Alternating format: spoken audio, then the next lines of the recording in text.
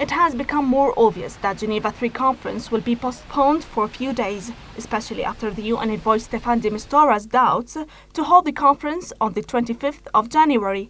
There is no biblical or Quranic date there. There is simply an indication that within January we need to do it. And I'm confident that if the big players realize that there is no time for playing on lists, but actually playing on the real talks, we are ready for doing so. These statements came few hours after a meeting between the Russian Foreign Minister Sergei Lavrov and his American counterpart John Kerry.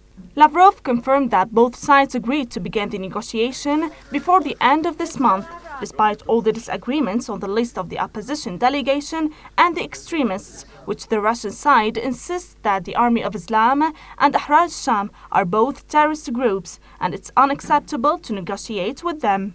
This organization as a terrorist,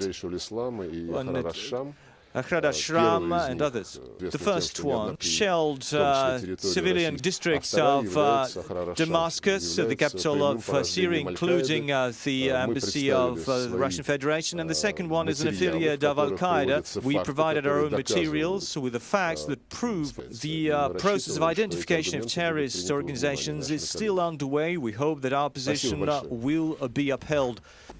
The Syrian opposition accused Russia of obstructing the peace talks and announced its rejection to participate in the conference if any third part was to be invited. The American Foreign Minister John Kerry announced that he will be visiting Saudi Arabia on Saturday to meet the foreign ministers of the Gulf states. And then de Mistura will follow him on Sunday to solve the disagreements on the list of the opposition delegation and the extremists, which were adopted by the UN Security Council Resolution 2254. Meanwhile, the Syrian Foreign Minister Walid al-Muallim announced that Damascus is ready to participate in the conference to solve the Syrian crisis. Now in Geneva, I tell you frankly, the dialogue has to be between Syrians, without foreign interference.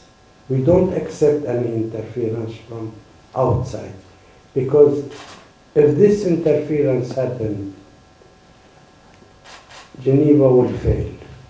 With all the efforts for the success of Geneva meeting, the achievements of the Syrian army with his allies remain the most decisive on the ground. Rim Barakat, MEC.